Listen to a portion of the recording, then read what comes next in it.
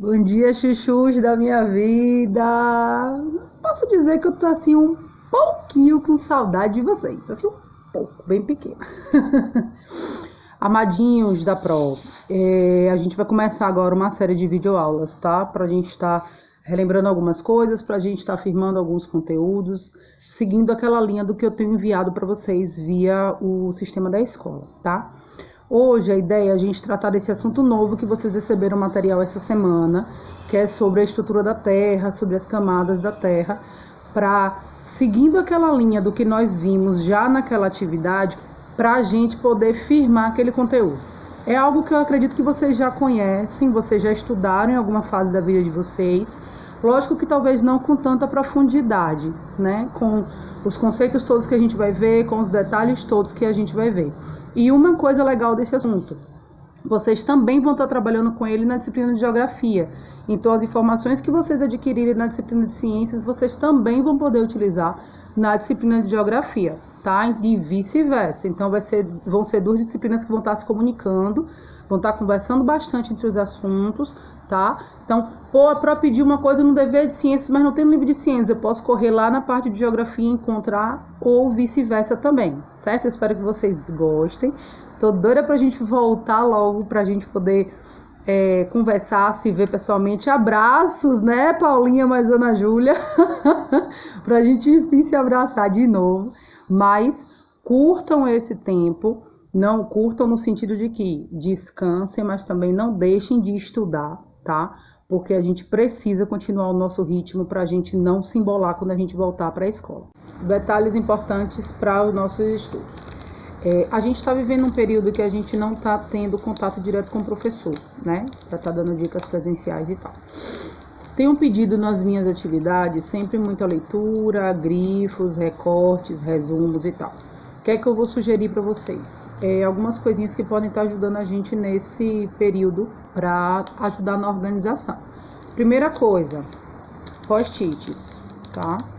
A gente tem post-its de vários tamanhos, de várias estruturas, que podem estar sendo utilizados para a gente colar no livro e a gente fazer uma observação, para a gente montar no caderno e montar um esquema, mas são recursos que a gente pode estar utilizando também para auxiliar a gente na organização dos estudos da gente. Nossos benditos marca-textos, então eu vou usar o marca-texto para poder grifar os conceitos que a Pro pediu para poder botar no glossário depois. Eu vou grifar com marca-texto no livro para poder fazer um destaque de algo que eu vou botar no meu resumo, então é importante. Mas Pro eu não tenho marca-texto, mas eu tenho um lápis, um grafite, uma caneta, então eu posso estar usando outros recursos também. Então são coisas que vão estar ajudando a gente nessa organização para facilitar o nosso estudo. O fato de vocês não estarem próximos da gente, dos professores, não quer dizer que vocês não possam estar fazendo consultas com a gente sobre essas coisas também. A gente não possa estar dando umas dicas, então eu vou estar colocando algumas coisinhas para vocês também nesse sentido, para que vocês possam ter o melhor aproveitamento do estudo. A gente já fazia antes, a gente vai continuar fazendo e talvez a gente faça coisas diferentes também para estar ajudando nesse processo, tá bom? Então o assunto que a gente vai estar trabalhando, como eu falei para vocês, é a estrutura da Terra, que está na unidade 2, os temas 1 e 2 do nosso livro, certo? Que foram as atividades que eu passei essa semana para vocês. E aí, a primeira pergunta que eu faço para vocês é: o que é que a gente sabe sobre os vulcões? O que é que eu conheço sobre os vulcões? Então, essa imagem, a imagem que está bem no início do nosso livro, a abertura, ó, deixa eu mostrar para vocês. Essa é a abertura do livro da gente. Não é a mesma imagem, lógico, eu procurei outra, eu vou mostrar para vocês. E por que a gente precisa estudar sobre isso, sobre esses temas e tal? O aluno tem essa mania de perguntar pra gente, né? Pro, mas o que é que isso vai acrescentar na minha vida? Então, o estudo sobre os vulcanismos, sobre a estrutura da Terra, vai nos auxiliar a entender o funcionamento do nosso planeta, entender como é que as modificações no planeta acontecem, tá?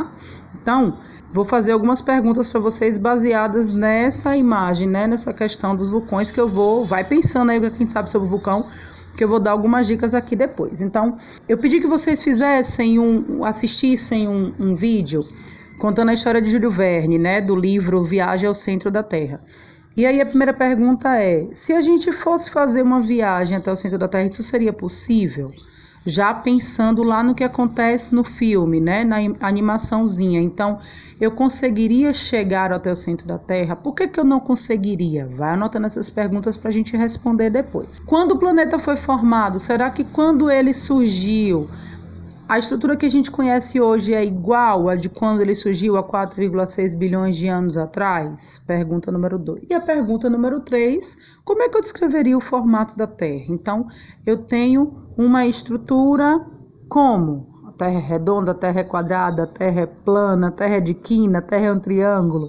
Né? Então, como é que eu diria que é essa estrutura da Terra? Oi, gente, vocês estão vendo meu reflexo ali? Vamos lá.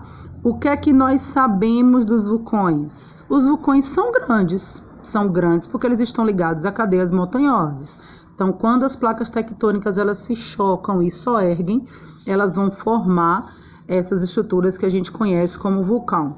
Os vulcões são quentes, sim, os vulcões são quentes. Por que os vulcões são quentes? Na verdade, o material que sai dos vulcões, ele é quente porque ele vem de lá do interior da Terra. É o magma que sai e que tem uma alta temperatura, então por conta disso ele é quente. Os vulcões liberam a lava, então enquanto ele está lá no interior da Terra a gente chama de magma, quando ele sai a gente começa a chamar ele de lava e essa lava sai, escorre, como a gente está vendo aqui, ó, na estrutura do vulcão e pode causar, né, vários desastres, pode causar sérias complicações para o derredor daquela estrutura. Os vulcões eles têm relações com as placas tectônicas, foi o que eu comentei na estante. Então, por que o vulcão tem uma relação com a placa tectônica? Porque eles podem se chocar, né? Então, são duas placas que estão lateralizadas, elas se chocam e erguem. Quando elas erguem, elas formam essa estrutura. E eles também liberam gases durante a erupção. Então, não sai só a lava quando eles estão em erupção. Vai sair lava, vai sair gases, vai sair fumaça, né? Então, é um conjunto de elementos que são liberados quando o vulcão entra em erupção. Então, a gente vai falar da Terra, do nosso planeta, do planeta em que vivemos. E a gente chama essa Terra de dinâmica. Por que a gente diz que a Terra é dinâmica? Porque ela sofre modificações, tá? Então, o planeta Terra é o nosso planeta, o planeta que a gente vive. Ele fica situado no sistema solar, que não é novidade pra gente. Olha ele aqui organizado. Ele é o terceiro planeta mais próximo do Sol. Então, a gente tem o Sol, Mercúrio, Vênus e a Terra. E ele possui cerca de 71% da superfície coberta de água, apesar de saber que ele tem um material muito grande, material rochoso. Então, por debaixo desses 71% de superfície coberta de água, a gente tem todo ele de material rochoso, que é o que a gente chama de crosta terrestre ou litosfera, né, que é uma das camadas da Terra. Ok? Eu estava falando do dinamismo da Terra. Então, por que a Terra é chamada de dinâmica? Porque a superfície do planeta se modifica continuamente.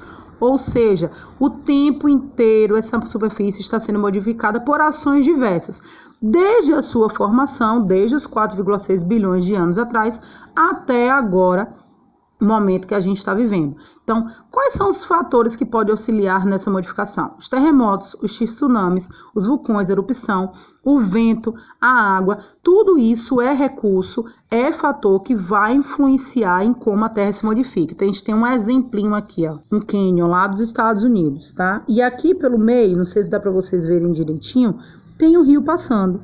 Então, será que essa estrutura ela já foi desse jeito desde a formação? Muito provavelmente não. Mas a presença desse rio, o vento que passa para lá e para cá, vai esculpindo, vai modelando essas rochas. E aí acontece de ter uma modificação no espaço, né? Eu não sei se vocês assistiram, se vocês se recordam, no filme Nárnia. Perdeu o costume de falar de filme de série, porque senão não sou eu. Lá no filme Nárnia, no segundo filme, Nárnia, do Príncipe Cáspia, eles voltam depois de muitos anos, né, que eles estavam lá, e aí eles começam a querer voltar para a Pedra de Aslan, e aí estão fazendo um percurso X e tal para ir, e aí o rei Pedro, né, que é o mais velho dos irmãos, ele o tempo todo comenta, não, porque nós temos que passar pelo Rio Veloz, porque o Rio Veloz, isso, aquilo, outro. E o anãozinho que acompanha eles pega e fala, não existe mais isso, porque as meninas começam a comentar também. E aí o Rio Veloz era um rio lá da região que era curtinho, né? Então era tipo um córrego, uma coisa assim que era só atravessar rapidinho, eles chegavam do outro lado do caminho. Só que quando eles chegaram lá, já tinha passado, no tempo deles, foram poucos dias, mas no tempo de Nárnia, que é diferente, já tinham passado mais de 100 anos. Quando ele viu, não tinha um riozinho, um córrego para ser atravessado, tinha um cânion enorme, né? Então, o rio estava lá embaixo e eles tinham que atravessar aquilo, mas na verdade tinha um grande buraco. Então, o que aconteceu? Com o tempo, a passagem daquele rio, o rio vai correndo, ele vai escavando o leito, né? As áreas ao redor, um processo erosivo. Então, não era mais daquela forma como ele conhecia. Não sei se vocês conhecem o ditado, né? Que o rio não passa 2 vezes pelo mesmo lugar, justamente por conta disso. Porque à medida que a água vai passando, ela vai fazendo o processo erosivo dela ali nas laterais, né? Do leito do rio. Então, é um fator também que vai contribuir para esse processo de modificação da superfície também do planeta. Lógico que isso é uma coisa pequena comparada à estrutura do planeta como um todo, mas também é em decorrência dessa ação de fatores e agentes externos, tá bom? Um outro fator também que pode fazer com que essa terra fique se modificando é a presença do ser humano. O ser humano, com o processo de desmatamento, de queimadas e outras coisas mais, também faz essa modificação. Com relação à terra primitiva, o que é que a gente sabe? Lembra que eu fiz a pergunta lá do início? Será que a terra primitiva ela era igual ao que a gente conhece hoje? Não. A terra passou por um processo de formação durante milhões de anos e ela foi se preparando, digamos assim, para o surgimento de seres vivos, para poder suportar determinadas situações. E lá no início, como ela era? Com altíssimas temperaturas. 2 coisas contribuíram para isso. A presença de atividades vulcânicas. Então, tinham muitos vulcões em erupção o tempo todo. Quase todas as imagens que a gente vai ver sobre a Terra primitiva, a gente vai ver esse quadro aqui, que parece ser meio caótico inicialmente, tá? Mas que para aquela época, como não tinha seres vivos, não era uma coisa tão absurda assim. E a segunda coisa que contribuía para esse processo era justamente a ausência da camada de ozônio na atmosfera. Então, todos os raios solares, eles entravam, vamos dizer assim, mas eles não eram filtrados, tá? Então, os raios UV chegavam de forma bem intensa no planeta. Uma outra coisa que acontecia, a água estava presente no estado gasoso, então não tinha água líquida, justamente porque, como era muito quente, a água, quando ela teria o estado líquido, na verdade, ela automaticamente já passava por gasoso, né? Aquela questão da mudança de estado físico. Então, não era possível ter a água no estado líquido por conta dessa temperatura. Gente, vocês estão ouvindo ao fundo o barulho do meu cachorro, tá? Espeto gritando ali, latindo para alguém aqui no quintal. Com o tempo, a temperatura começou a reduzir, tá? Com essa redução da temperatura, permitiu-se o acúmulo de água líquida e, por consequência, a formação dos oceanos. Então, foi quando o ciclo da água realmente começou a se fazer com mais eficiência no planeta. Então, aí, nisso tudo, começa a ter uma outra estrutura, uma outra organização. Eu primeiro tenho meteoros caindo, eu tenho terra com um espaço com muito vulcanismo, então eu tenho uma estrutura. A partir do momento que a água começa a se acumular, eu já tenho uma nova estrutura também do planeta começando a se formar e uma possível estrutura para que pudesse começar a ter seres vivos no planeta, ok? E aí vem questionamentos pra gente. Questionamento que tá lá na página 415 do nosso planeta. Pra gente firmar o que a gente estava ouvindo até agora. Quais são os eventos naturais que podem modificar rapidamente a superfície do planeta? Você vai responder isso lá no seu livro depois. Cite alguns exemplos. Então, o que é que a gente vai colocar como exemplo aqui? A atividade vulcânica é um evento natural, não é criado pelo homem. Os tsunamis também é um evento natural que podem causar modificações e os terremotos. Então, nós temos 3 eventos naturais que podem causar modificações nesse espaço, né, na superfície do nosso planeta. Vamos passar agora para a segunda parte do nosso assunto. Então, esse é o tema 2, que vai falar sobre o interior da Terra. E aí eu trouxe para vocês uma imagem de um vulcão em erupção e do contato que ele tem com esse interior. Então, lá embaixo dele, a gente tem o que a gente chama de câmara magmática, que é justamente onde o magma vai estar acumulado. E lá no interior, a gente tem altíssimas temperaturas e uma forte pressão, certo? Então, esta alta pressão lá do interior é que faz com que esse magma estoure e ele exploda, saindo aqui dessa cratera do vulcão. Justamente por ter alta temperatura e por ter uma pressão também alta, existe uma impossibilidade de chegar a camadas mais profundas. Então, o homem não conseguiu chegar lá embaixo ainda, e aí a gente volta fazendo menção ao vídeo que a gente vai assistir, ou que vocês já assistiram, que os pesquisadores eles fazem uma viagem ao centro da Terra. Então, responde lá aquela primeira pergunta que a gente fez. Será que é possível acontecer isso? Evidentemente que não. Até agora não se conseguiu chegar justamente por conta dessas altas temperaturas. E aí, como a gente sabe, o que é que tem lá embaixo se ninguém nunca conseguiu chegar lá? Então, é feita uma análise de evidências indiretas. Como assim? Através dos terremotos e das erupções vulcânicas, a gente tem uma possibilidade de estudar o que está lá dentro. Então, como é que eu sei da composição dessa estrutura do magma? Porque, ao se fazer uma retirada desse magma e estudar em laboratório, é possível identificar quais são as substâncias, os elementos que compõem essa estrutura, certo? E aí a gente tem a imagem clássica, vocês vão achar elas de várias formas, de várias estruturas, de como o nosso planeta está organizado. Então, na superfície a gente tem a crosta terrestre, que a gente chama também de litosfera. Abaixo da crosta terrestre nós temos o manto, tá? E o núcleo lá no centrinho, certo? Que faz uma referência ao núcleo das células também, né? Que tá lá bem no meiozinho. E os continentes, eles ficam situados sobre as placas tectônicas. Qual é o exemplo que eu costumo dar para a gente entender um pouco dessa relação das placas tectônicas e da crosta? Pensa numa piscina com água, em cima da água, né, boiando placas de isopor, e acima das placas de isopor, uma caixa. Então, a água seria o manto, as placas de isopor seriam as placas tectônicas, elas iam estar por cima se movimentando, né, com a água. E a caixa sobre a placa de isopor seria os continentes, tá? Então, é só um exemplozinho assim, bem de levinho, para a gente poder conseguir entender. E aqui eu trago para vocês os conceitos. Lembra que a Pro pediu as palavras do glossário, né? Alguns conceitos já com relação a essa estrutura. Quem é a crosta? A primeira das camadas. Ela é a menor e mais fina. Por que menor, Pro? Porque a profundidade dela é entre 5 e 70 quilômetros. Então, em algumas áreas oceânicas que tem uma camada de água muito grande, eu tenho 5 quilômetros de crosta terrestre. Em alguns lugares onde tem a parte de continente, eu tenho 70 quilômetros, tá? Segunda camada, o manto, que é a camada intermediária, ele tá entre a crosta e entre o núcleo. É a mais extensa, a mais comprida, a profundidade é de 2.900 quilômetros aproximadamente. E ela ocupa 80% do volume total do planeta. Nessa estrutura do manto, as rochas se encontram em forma de material pastoso, que é o que a gente chama de magma, que é justamente aquela lava que vai sair quando o vulcão entrar em erupção. E a temperatura média é em torno de 2.000 graus Celsius, ou seja, é muito quente. A terceira camada é o núcleo, que ele fica posicionado abaixo da descontinuidade de Gutenberg e fica abaixo do manto. Opa, então eu tenho crosta, manto, núcleo.